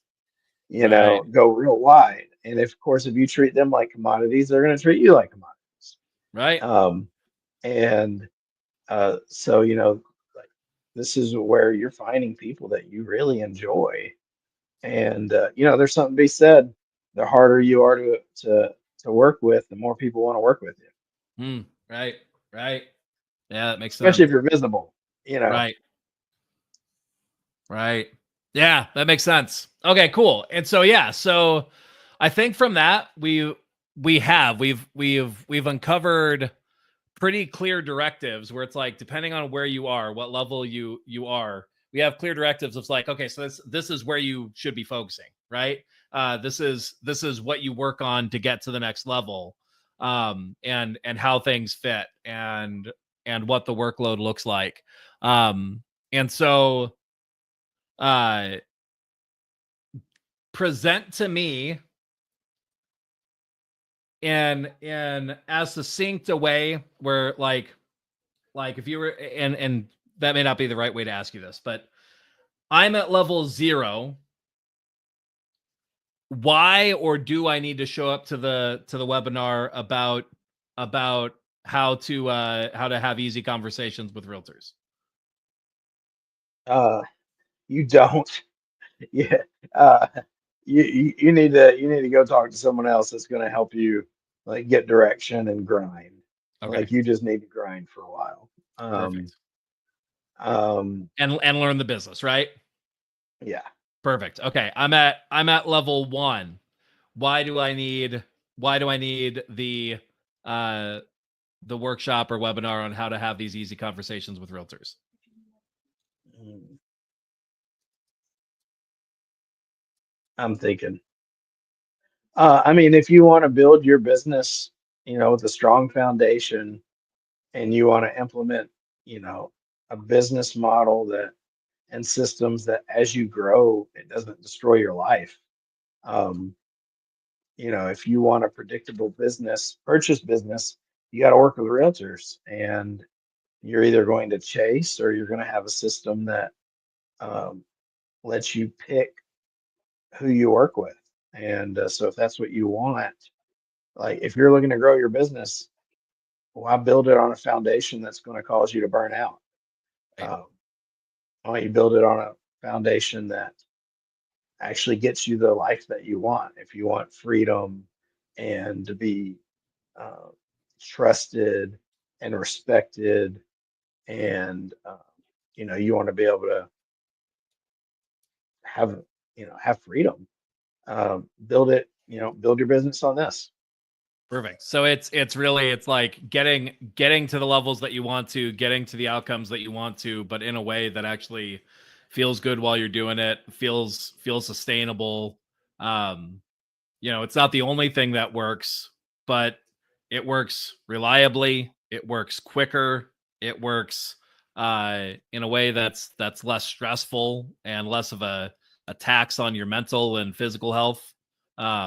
Right? So like Yeah, you get where you want to go with much less of the downsides, right? That's kind of the idea. yeah, yeah. I mean, a lot of the other times, I mean, the people that are grind, grind, grind, um, they become coaches or managers because like you can't keep that pace up. Right. So this is something that you can actually keep up for a long time. That makes sense. I'm at level 2, so I've got 1 to 2 partners. I'm still working a decent amount. I know the business. I know what I'm doing. I've maybe started to be able to have a little bit of a gut instinct about who to talk to. Why do I want to be on the workshop about having easy conversations with realtors? You never want to hit zeros again. You want to get some more of your time back. You want to be able to um, deepen relationships, build more of a moat around your relationships. Um, like how valuable it is to work with partners. You want more easier. Um, you're tired of realtors saying, "Hey, will you pay for my leads?" or "Send me a deal first." Um, you want more consistency, um, and you kind of want an easier way to do it, right? Right. That makes sense. I'm level 3. I've got 5 to 10 partnerships. I'm doing a good amount of deals. I've got a lot of systems. Why do I want to be on the webinar, or do I? Um, you want to be able to take Fridays off if you want, to not have to work weekends. Um, you want to have a system to double your best realtor partners. You want to be able to have a way to maintain those relationships during the next refi boom. You want to really be able to lead with a giving hand. Um, and you really want a legacy, like you want to grow because you want to grow without, you're not willing to sacrifice your health and your marriage and being a parent. Um, you're not going to cold call. You're sick of all the other leads. Like um, you want to grow and feel good about yourself. Makes sense. Makes sense. If I'm level 4, do I want to be on this webinar? Join other people that are with you. It's probably lonely out there. There's, feels like everyone out there just says grind, grind, grind. If you make 100 calls, you need to make 200. That's how you grow. If you've done, if you're level 4 where you're at now, like come join us and you'll probably learn 1 or 2 things that'll make your life even better. And you'll meet a community of people that are with you. Perfect. And if I'm level 4 and I'm on the webinar, what will this bonus help me do? If you're level 4, you're always looking to grow, right? Like you grow because you want to grow, not because you have to. It'll show where you can improve without sacrificing the things that are important to you. And maybe I might be at level 4. I might be at maybe I'm level 3.9, right? And the bonus might give me a few extra ideas that are like, all right, that would really unlock it and make it even better, right? Yeah. So it gives me clarity of where to go. Okay, so all of that's really important for a couple of things. For one thing, I don't know what you think, but I think we just gave a more clear, tangible outcome to this scorecard in terms of what it helps people do, and it gives them an assessment of where they are, where they could be, and the high level activities that will get them there, right? So it helps it be a bit of a prescription as well for them, which is helpful. So all of that should be useful to you in terms of how you leverage the scorecard itself, just based on what you already know. The thing that it helps me to do is to know how it fits together with this workshop, of being able to say, okay, you're gonna absolutely love this scorecard, because what the scorecard is going to do is everything that we're about to teach you right now. It's going to tell you where and how to deploy it in terms of getting the next step, like where it makes sense, where it's going to make a difference, or really where you need to go. This process is going to fit in, but what you're focusing on, this may only be a part of it. This may just be a component of it. So if you really want the full view of how to get where you want to go in your business, both with these conversations being part of it, but also the bigger picture, that's why you're going to want to get this bonus. And it, does that make sense? Yeah. All right, perfect. That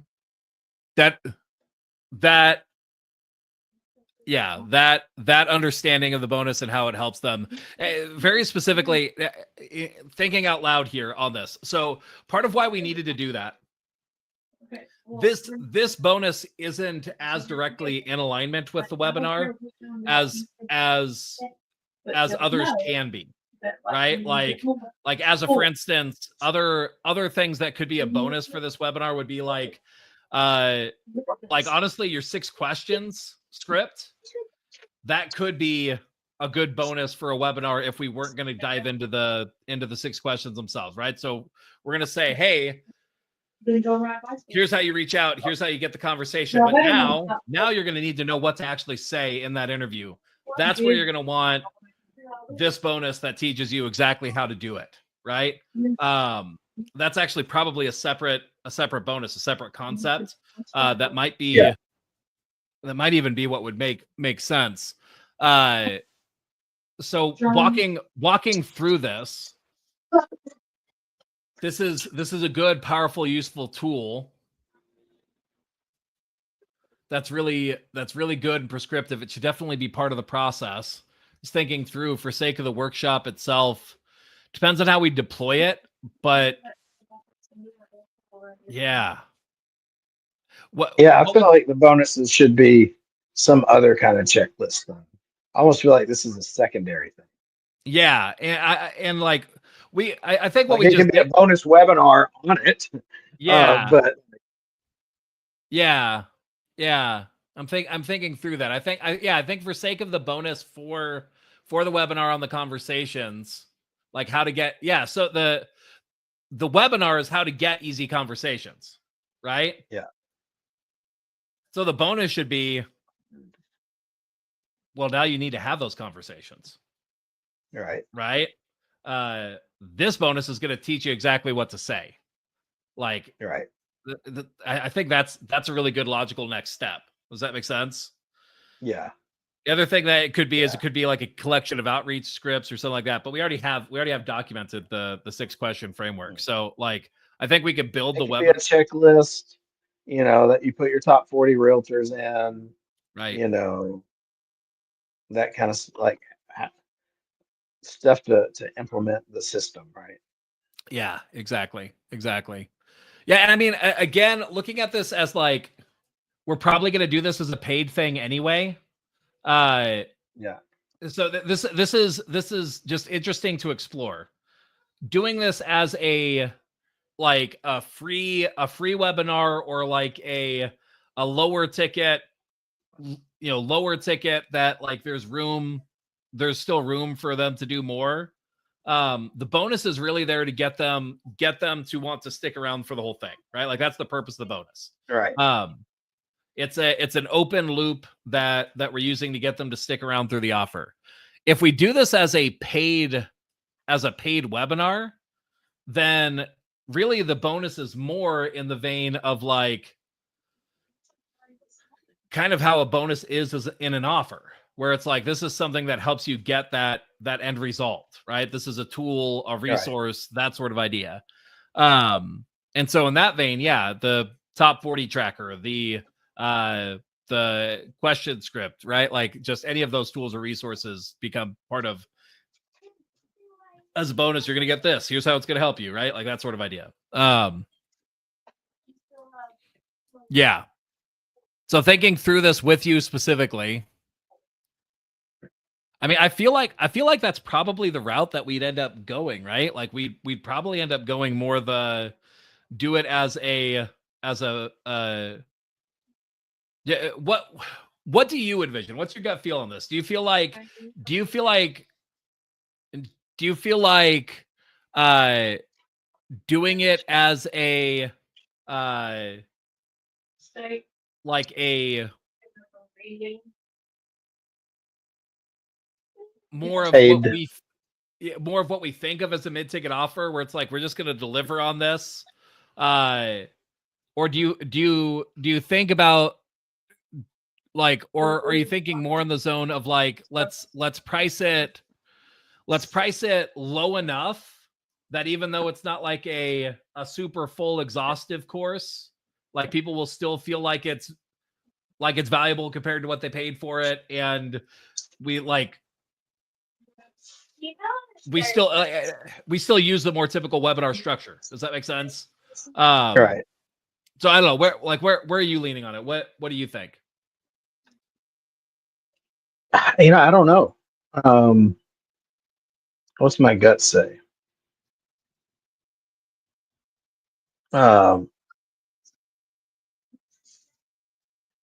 I mean, the more that I can teach and give them the step by step and like really, really help them, the better, right? Right. Right. And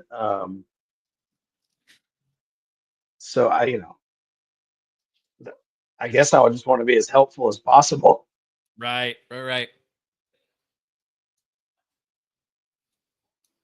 So yeah. So thinking through this out loud, the benefit of like the 1 hour style thing is that that's something that you could more so evergreen to have part of like your follow-up sequences and stuff, right? Where it's like Right. it's an event that somebody could come to, could be like it's sort of the impulse aisle purchase kind of thing, both in terms of time and money, right? Um, Right. Whereas if you're like, hey, I know this thing's like a 4-hour workshop, that's Yeah. less of an impulse aisle time commitment, at least.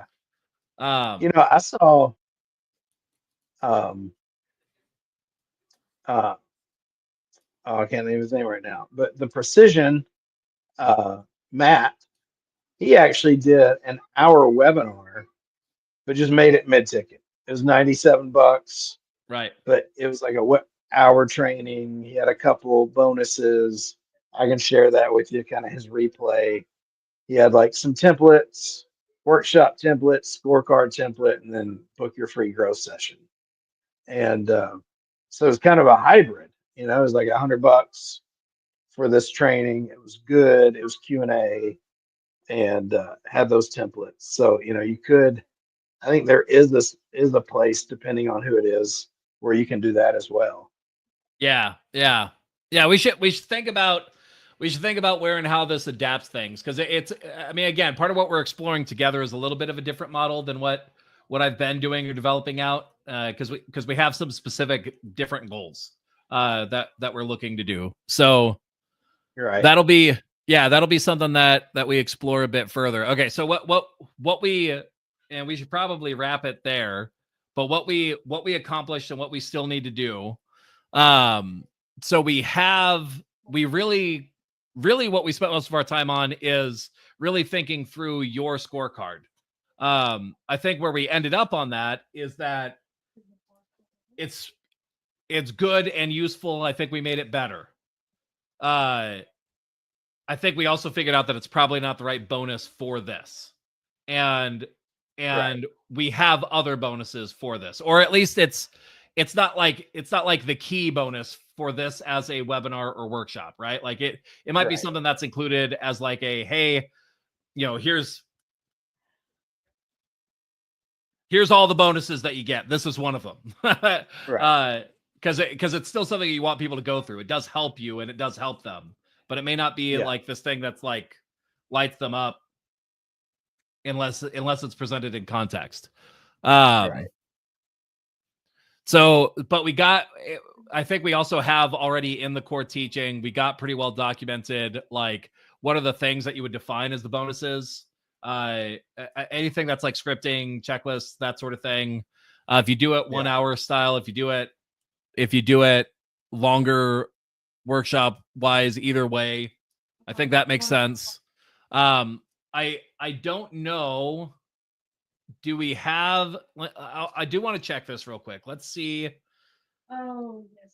Let's just see where it is on this. One second. I'm going to share my screen.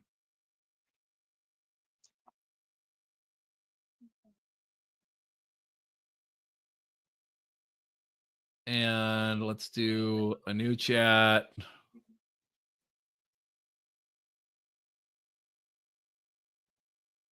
It is fine. There it is. I want you to focus on the offer documentation. These provided templates. Okay. Here's the process. Here's the transcript. And core offer.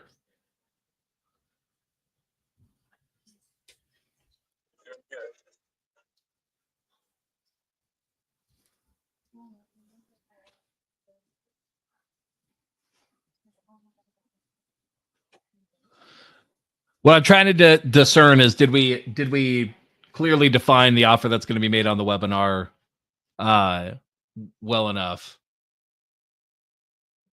What is it doing? No.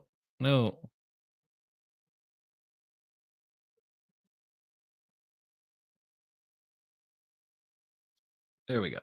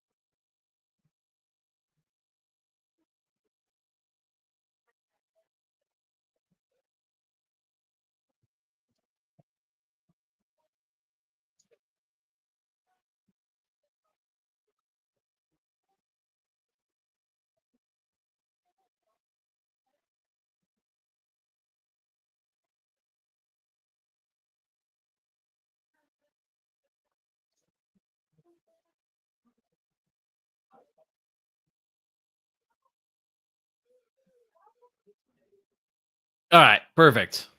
Yeah, we do have the offer pretty well documented there.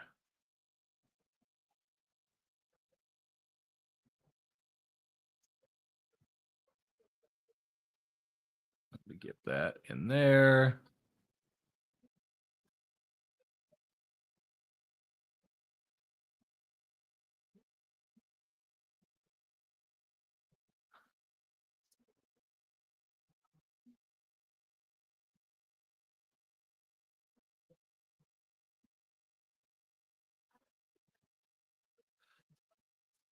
All right. Okay, cool. So yeah, so we have the core teaching, we have the offer, we have the bonus part discussed. We potentially need to extract out some more bonus opportunities based on the conversation that we just had. There's probably portions of the core teaching. I think the next steps are really like thinking it might be that we might need to review the webinar that you just put in front of me as well, this precision workshop one, and see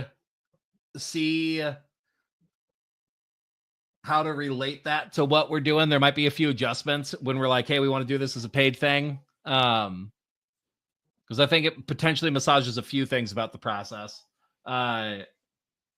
If they've already paid for it, we may have less need to get them to stick around for the bonus and that sort of idea. I don't know. I want to see. But otherwise, I think we have the core teaching really well documented. It might be something where we break out a few different parts of it, right? Because like we did the how to get the conversations, we might do a separate webinar that's like, how to actually have those conversations. Yeah. Or that might be a bonus, that sort of idea. But yeah, okay, cool. I think we have everything established that we need. Next steps to me would be developing out the slides themselves, or at least the content of the slides. Content of the slides, making sure that feels like it's in alignment, double checking and refining those. And then going from there. Then after that it's landing page, promotion sequence, and all of that for sake of setting it up and getting it implemented.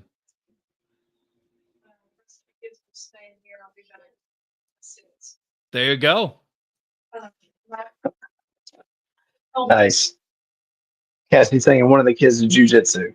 Ah, Just fun. one. Just one. Just one. Yeah. Good call. Well, there we go. Yeah, I think we moved forward pretty well on that. I'm excited. Yeah, that's pretty good. Love it. Yeah. Very thorough. Indeed. All right. Well, cool. So on the next one, we know what we're doing. Perfect. All right. Well, we'll see y'all soon. See you on the next one.